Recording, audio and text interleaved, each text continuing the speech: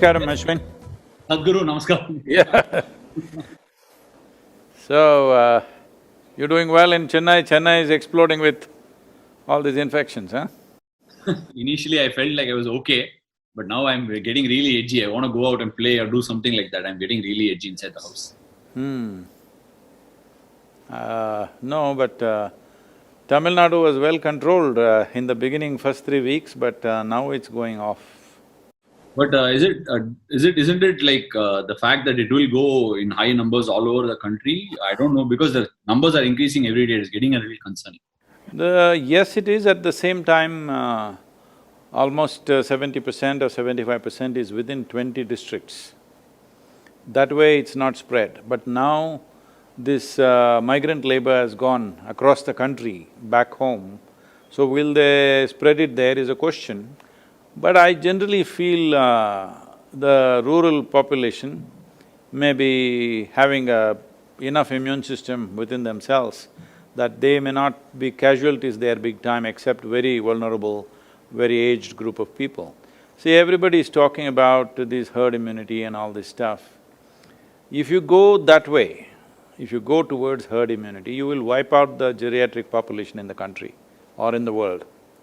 So, that is not really an option, but if it goes away, runs away in that direction… But Sadhguru, tell me something in this current situation where we are standing. What is the direction that people should look for? Because at one side of it, a lot of people are looking for livelihoods. A lot of people, I mean, thankfully we are all blessed. I'm in the blessed category where I can still have sufficient to eat on a day-to-day basis and still manage to handle my anxieties. Then there are another set of people who are struggling to run their businesses. The economy is suffering. What is the answer to this? How long will people have to bite the bullet? See, no nation can afford to close itself down forever, okay? We have done exemplarily well, actually. Over 65 days, we've been closed. I think with 95% pass mark, maybe 2 to 5% might have failed, but largely we've done that. But the nature of the virus is such, if there is one person left with infection, he will again start a new cycle. That's how it is, because even if you have been infected once and you come out negative later, still you're vulnerable to infection. That is what we are seeing. So having said that, it is… unfortunately, maybe in the end we only have to think of herd immunity, but that will be a terrible thing because our parents, grandparents will all get wiped out. That's what it means. So, there is… see, there is no clear voice from the scientific community anywhere in the world to say this is the nature of this virus, we can do this. There is no clear voice about that because nobody has figured out what exactly it is. There is still debates going on. I was talking to, this Global Doctors Association, and they are saying every day they are publishing now, writing 128 papers per day is being done, thousands of papers. Every day somebody is discovering something new about the virus and they're writing on it, 128 per day average is happening. So, that means we are that confused, all right? So, without a clear perception that this is the nature of the virus, this is how it'll behave, even if we don't find a vaccine, at least if we have a proper, treatment protocol, we can feel comfortable. Right now, there is no treatment protocol. Somebody says take hydrochloroquine, somebody says take that Ebola drug, somebody says take the HIV drug, somebody says drink Lysol. It's like variety of things. Well, we are giving Nilavembu to everybody. We just shooting, we're shooting in the dark, literally. Only thing we can do is strengthening the immune system. For this we have protocols, which is what we are doing, and we are trying to mass, implement it as far as possible. Some simple yogic practice, little bit of care about what you eat, and a few other Ayurvedic and Siddha concoctions which will boost the immune system. This got nothing to do with the virus. something to do with us. With the ability to fight. Sadhguru, just one more question I've been wanting to ask, and I seem to find it very difficult to get answers very clearly. You can ask me any question, don't throw me carom ball and all, I'll hit it for a 6, be careful. No, I'll come to your cricket abilities very soon, Sadhguru, because I've seen you play all sport. I want to understand, what are you? Are you a bowler or a batsman, Sadhguru? I was an all-rounder in the school, but once I got to college, I got more involved with field hockey and kind of dropped my cricket. Okay, but did you find cricket exciting or hockey was a better sport? Hockey was more exciting because you were always on your feet and doing something. Cricket today, the way you guys are playing, whatever 2020, all of you are on the edge. But otherwise, those days, if they put you on the boundary, you just stand there for 20–30 minutes doing nothing in the sun, okay? So, it was not my cup of tea. Sadhguru, the question I wanted to ask was, in general, over the last… I've lived for 30 years, so in the 30 years, whatever has been struck, a massive earthquake in Christchurch, a tsunami in the borders, Indonesia, India, all these borders, for everything that has sort of been very emergency, we have found a mechanism to deal with it, right? At least, if not then and there, we've had a tsunami alert system, an earthquake, a resistant building mechanism, alerting people. All these things are always come about, and we boast ourselves as a very modern tech. We're very, very advanced in terms of technology.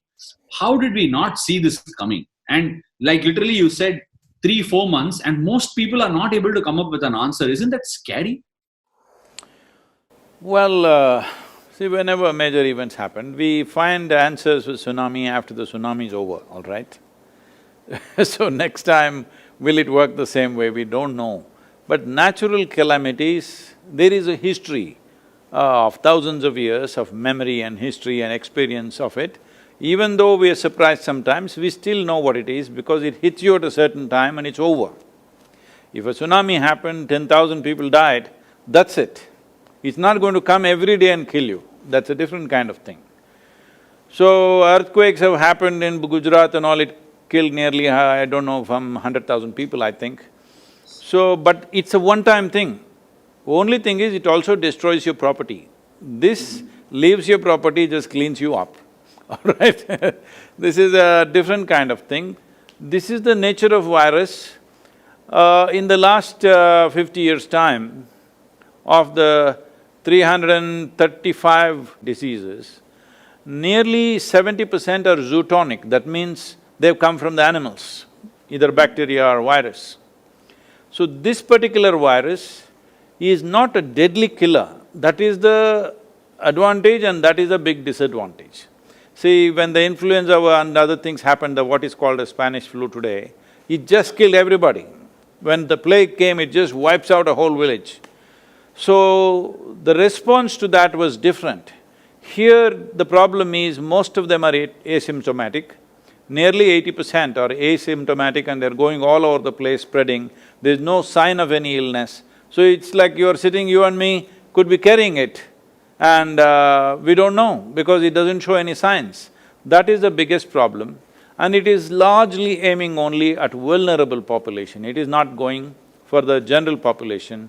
Below 1 year of age, infants, and over 65, 70 years, and in between, for some reason, if their immune systems are not strong enough, or if the exposure is too heavy, like medical personnel are dying, police are, unfortunately it's taking a toll, that is because of the level of exposure. So having said that, why we don't have an answer is, definitely there is something strange about this, but at the same time, at any time when we had these epidemics and pandemics, especially the virus attacks that we've had, we never figured it out, it just went away by itself. Because virus doesn't see you as an enemy, it is seeing you as a habitat. So it is not interested in killing you. Probably in a few months, it will learn the nature of or the strength of the human system and adjust itself, kind of mutate itself to a lower level of intensity where it can live with us. Right now in our bodies, millions and millions of, viruses and bacteria are living with us right now. For example, tuberculosis for example, if you take it, Right now, India has set a goal by 2025, we'll get rid of tuberculosis. The basic test that is done for tuberculosis around the world is called Manto's test. If you and me go for a test, any Indian goes for a test, we will all show positive. We all have tuberculosis bacilli, but we don't have the disease. But all Indians have it. So, the tuberculosis bacilli, we want to eliminate by 2025, but they're all living with us and we have no issue, most of us. Only if its concentration goes to a certain point, it becomes a disease. Otherwise, almost all Indians carry this quite normally. If the same level of bacilli happens to, let's say, an American or a European person, they will fall sick. We are not falling sick because we have lived with that for so long. So that is what we are looking for as a solution, that's what herd immunity means, that at some point we may get used to the virus. But before that, how many lives will it take? This is not a decision that you make, it may go that way, unfortunately. Okay, an interesting question I've been wanting to ask you for a long time, Sadhguru. This thing where you speak about Ramayana, Mahabharata and all our so-called mythology now, everybody has a different connotation to whether it happened or didn't happen. No, that argument is only in Chennai. Whether it happened or not. These are beliefs, I do not want to get into it, but you said something very interesting when it came to all these epics or mythologies, however you seem to believe. You said there is so much to learn rather than testing the authenticity of whether it happened or not happened. Right. Do we have anything tracing back to those times in order to deal with such a situation that we are in right now? See, the advantage that those times had was the concentration of population has never been like this, okay? So if it did happen, let us say it happened in Ayodhya, it would not come to Chennai for sure. Only Rama came, he should have brought, but 14 days quarantine would have happened by the time he walked down. I mean, he walked through the Ram Setu dam the thing as well, so it must have gone there as well, not a problem. No, by the time he walked from Ayodhya to Tamil Nadu border, more than 14 days, so quarantine was over. And he must have traveled, he must have walked through, right? Yes, by foot. So it would have taken months, so by then it was over. It's because of air travel. It is essentially because of air travel, so quickly it's across the world. Right. In fact, I felt like I came into India from New Zealand in March when the virus was actually hitting through the Singapore and the Chinese region and going into America and all that. At that point of time, it didn't feel like, I mean, all of us were sitting inside the zone of saying, you know what, it will not happen in India. There is so much heat, there is so much, in fact, rightly put, so much ignorance amongst the people. Sometimes we believe we shut our eyes inside a closed room and believe there is nothing happening wrong. Even today, I was talking to a couple of my cricketing colleagues and they happen to say, it's become normal. We have to deal with it like cold and fever. We are not yet there, right? No. See, young people may deal with it just as cold and fever. That too if they're, if they have a sturdy constitution.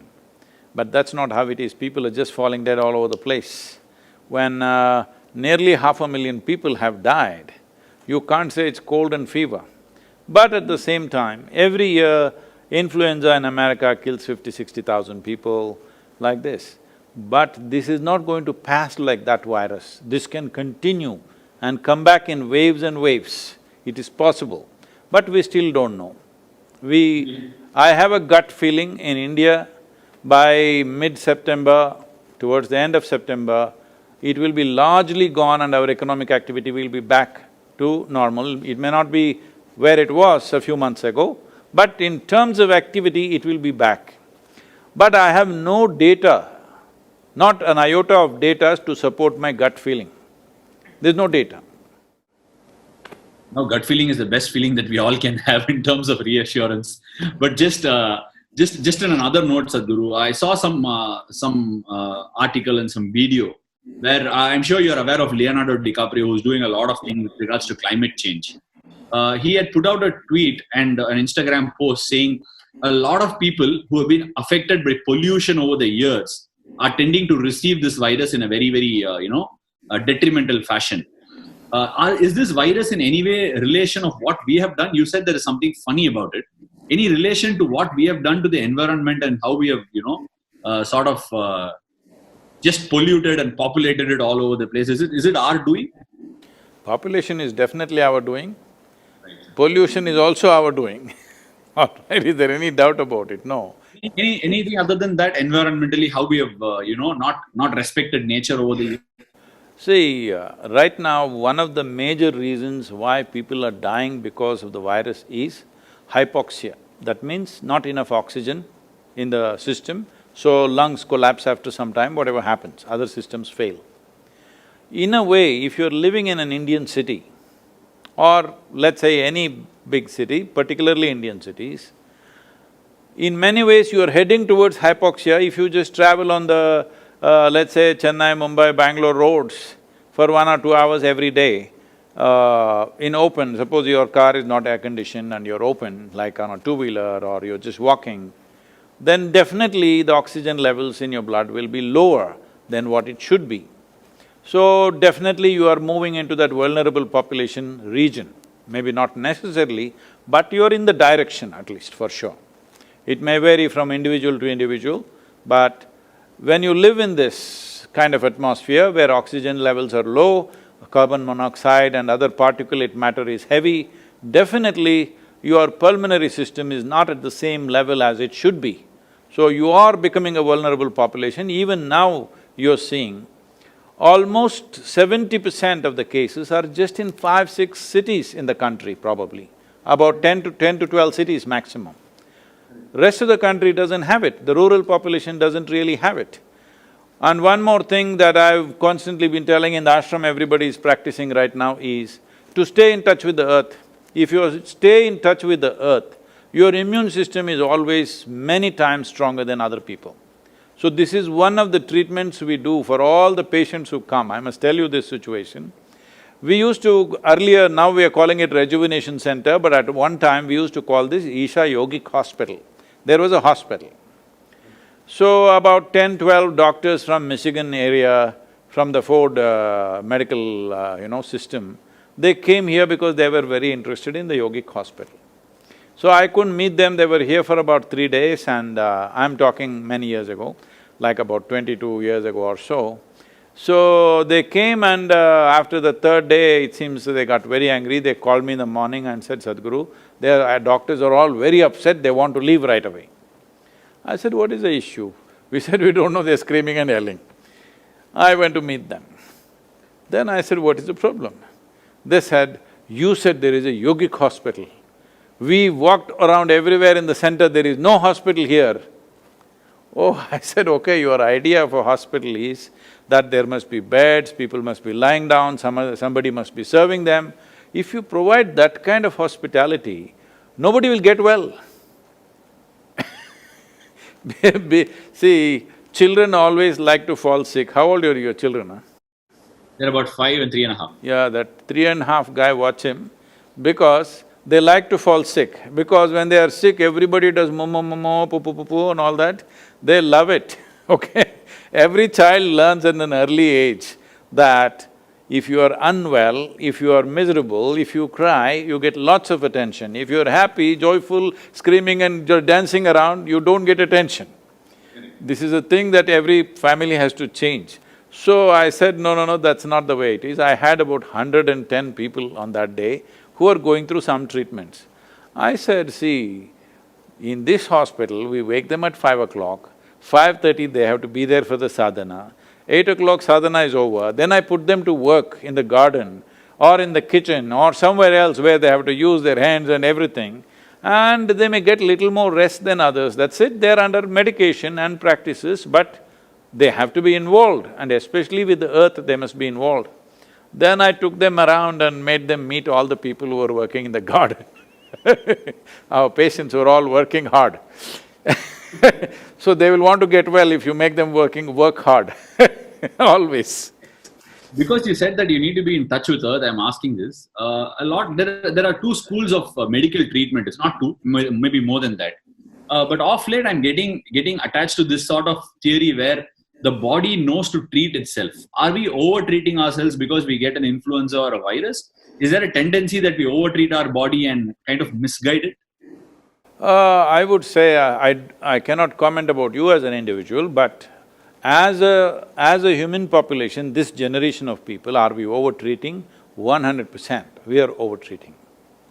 We are overdoing everything.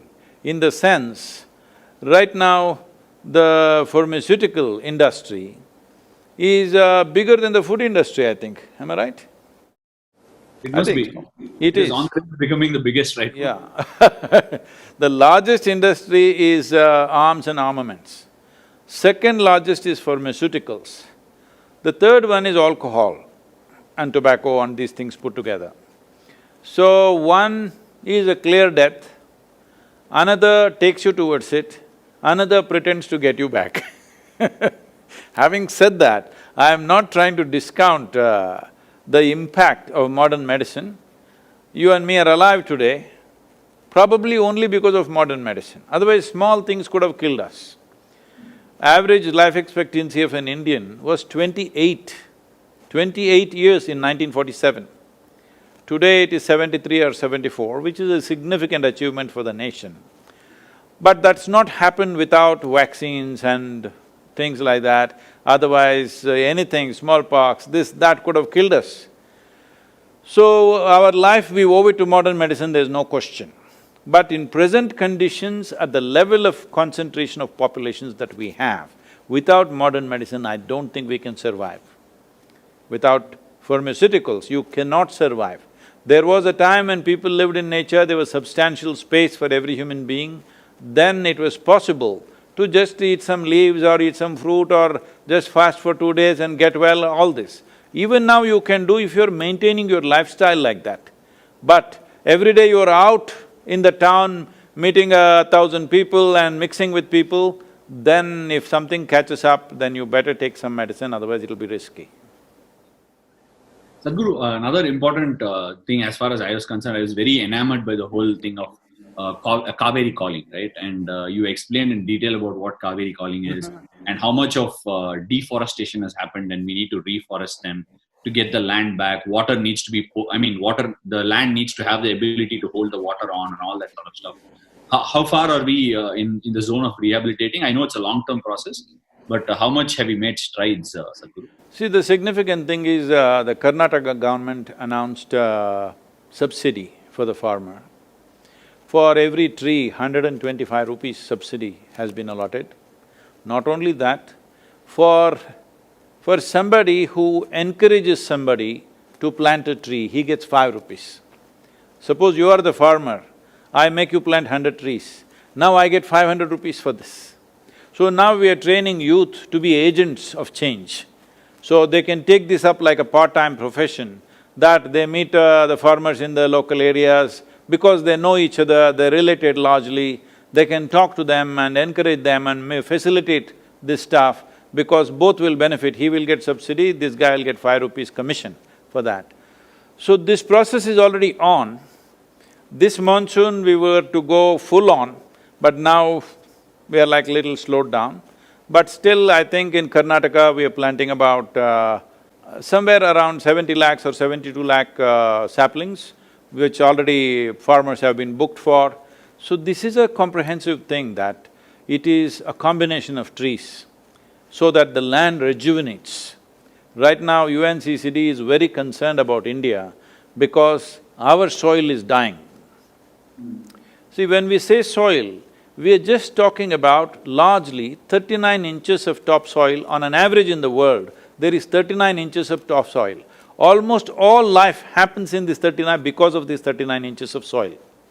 Tamil Nadu and southern India largely considered a blessed land because where we are right now, we have nearly 18 to 20 feet of topsoil, which is a fantastic thing.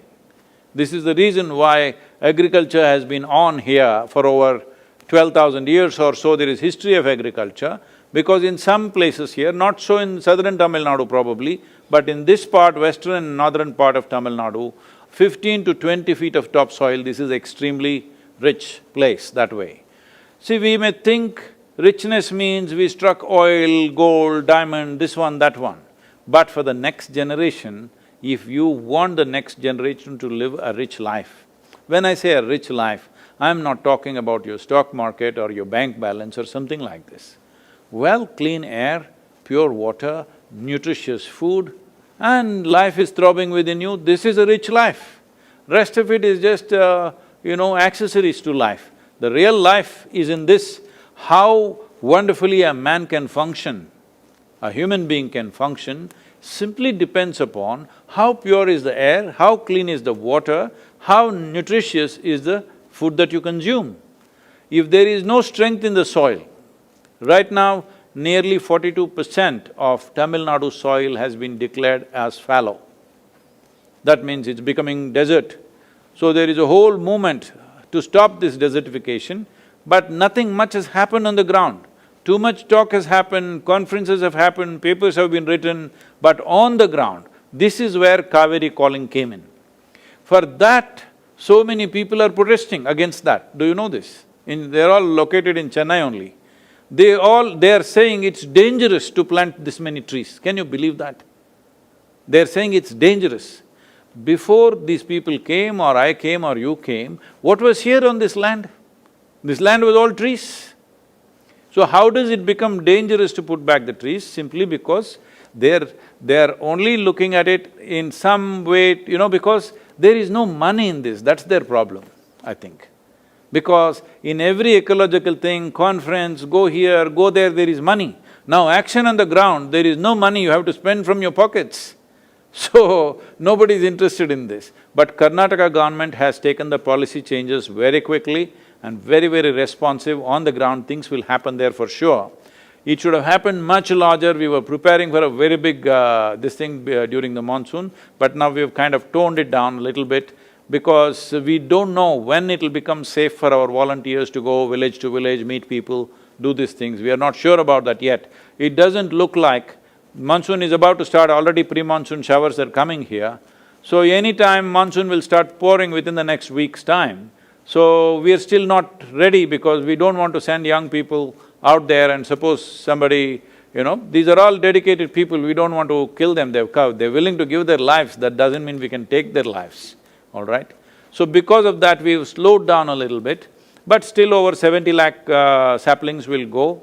See, we must understand this, the difference between this and afforestation is that this is going into farmland, private land. That means they will take care of it because it's their commercial interest. That is the fundamental difference that I've been trying to beat it into everybody's heads, but after talking for hours, in the end they ask, where is the land? Really, I've just been seeing in various places I've been going and speaking to people who hold responsible positions, after explaining everything for 1 hour, in the end ask, all this is fantastic, Sadhguru, but where is the land? The land is in the hands of the farmer. Only if you make it lucrative for him, you can put back these trees, otherwise you will only talk about it. We have a lot of this discussion on farmers, right? Every year, pre-monsoon, post-monsoon, we hear small stories of farmers committing suicides, farmers struggling to pay off the debts. All these things are a regular feature.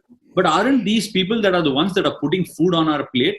Should we, like, for example, say like an engineering or a medicine, where we put children into it, promote the industry and make it a bigger industry?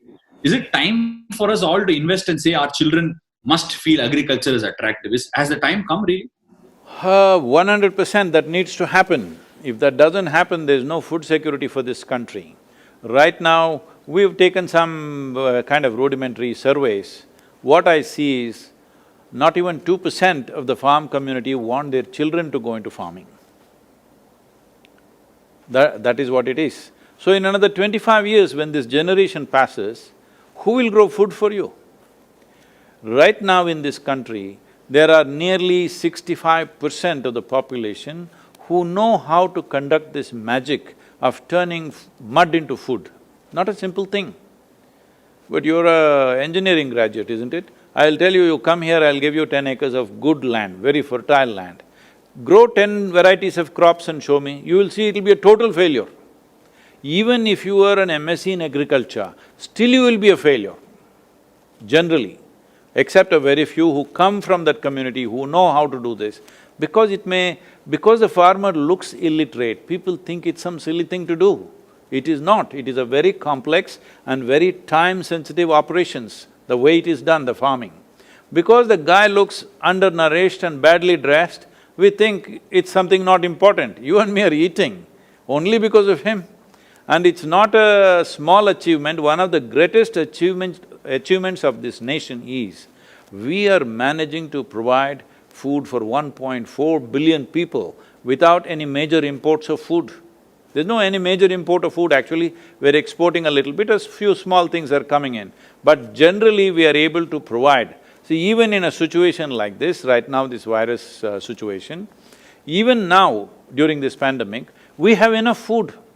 How to reach that person who has no money is another problem, but we have food in the country. Suppose you don't have food in the country, then that disaster is totally of a different nature. So farmer has done a fantastic job with no great technology, no great science, just with traditional knowledge. The only problem that he is facing, why you're seeing these suicides and other things is, one thing is, there is no power of scale over generations, because we have history of thousands of years of agricultural history, over generations it's become smaller and smaller and smaller. Today, the average land holding in the country is 1 hectare, that is 2.25 acres. In 2.25 acres, or for every 2.25 acres, there's a barbed fence, there is a borewell, there's an electric connection, there are pipelines, it's a complete waste of resources. For the amount of money that goes into it, there is no way he can get to make it lucrative or profitable for himself. So this is what is leading to this. So right now this FPO movement, we have one of the best run FPOs in Tamil Nadu is run by us here in this region. It's an organization of about 1,200 farmers. Now we are seeing how to scale this to 50,000 farmers. Right now on the ground, nothing much has happened. All we have done is to show them it works. All we have done is, there are 3-4 youth always on the phone negotiating these products. Just with negotiation, their income has gone up 300%. Just with simple negotiation and timing the sale of the produce, this is all. And another thing is the inputs. We have set up a superstore where all the inputs, whatever the dealer margin was about 25 to 30%, that is going straight to the farmer. That 30% itself is a big thing for him. So, we are looking at, if you put 50,000 farmers together, it becomes a major corporation run by them.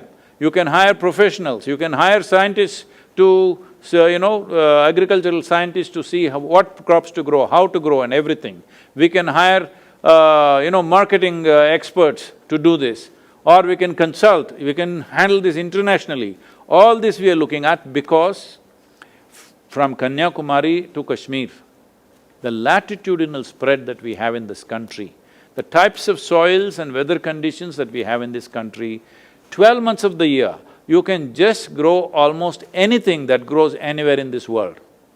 And if we handle this capacity, this latitudinal spread, and 65% still being capable of doing farming, if we handle this right, then we can become the breadbasket of the world. But right now, we have laws like this, that, this compulsory school education is killing the farming, totally. Every child goes to school, by the time he comes to till 10th standard, he need not pass, he just keeps going. Without learning 2+2, millions of them have reached 9th, 10th standard. Only in 10th standard he gets filtered. By then, he is physically not competent to work in the farm, mentally completely in a different way, he thinks he's educated just because he's gone to school. So, we are completely destroying the future of farming in this country. It is time educated people invest and invest their children in the farming, because it can be done in a very good way, there is enough science and technology. What is lacking is scale. Scale can be achieved by bringing them together as a farmer-producer organization. There were many tax and other things which we got relaxed now. See, for example, if you are a farmer, how much ever you earn, there's no tax for you. But if 10 of us farmers got together and made an FPO, then there is 30% income tax. So why will we come together? You're ensuring we don't come together. So I appealed to the Prime Minister and he relaxed up to 100 crores earning, there is no tax. But now I'm pushing why 100 crore limit? If farming has to survive in this country, you cannot give teachings, you cannot run agricultural institutions. All you have to do is make it lucrative. If it's lucrative, it will survive. Sadhguru, forgive my ignorance if this question is not pertinent, but if you take a look at big communities in India right now, one is the movie industry is big. I'm not well versed with the movie industry. The cricket industry is really large. But so when I speak about the cricket industry, until Kapil Dev lifted the 1983 World Cup, and later on when Sachin Tendulkar came into play for the country, the game was largely not money driven. It was telecasted free of cost on TV. Then the TV rights came and the players started earning more. Is there a possibility, the way you're saying how large a scale this agriculture is there a possibility that such people can come into the mix and make this a really large and phenomenal industry? Is there a possibility? Yes, what else do you think I'm doing? That's what I'm trying to do. We are putting our energies behind it, we are raising money for this, and above all, giving a voice to it. See, right now, because you mentioned the word suicide, suicide in not some… See, individual people unfortunately will commit suicide for a variety of reasons. When over 300,000 people commit suicide in a matter of 15 to 20 years for one reason, one particular reason of farm distress, nearly 300,000 or more than 300,000 people have committed suicide, let's say in this century, in the last 20 years. It's actually in about 15, 16 years, let's say 20 years. Because some people will always debate, no, that guy died because he had family issues, this, that they're saying. But I'm asking you, usually the explanation is, that's because he couldn't pay his bank loan, he killed himself, this happened, that happened. I'm asking you, suppose you are a farmer, you have a rich soil and abundant water, no matter what is your situation, would you commit suicide? Or would I commit suicide? Definitely not. Right now, the distress is the soil is so poor. Soil is so poor. Why did it become poor? You can keep the soil rich only by putting organic content into it. See, soil is full of life. If you… I don't know if you've been in a rainforest or, in southern India itself, in Western Ghats, if you go inside the forest, just pick it up like this, you will see it's bursting with life, the soil. That's how it should be. But right now it is plowed and left open for 8, 9 months. It's really dead. First 9, 10 inches, 12 inches where the crop goes is completely dead. Whenever you fly from Chennai to Delhi, now you're in the Delhi team, I heard, so you have to fly Chennai to Delhi, every 5 minutes look out of the window.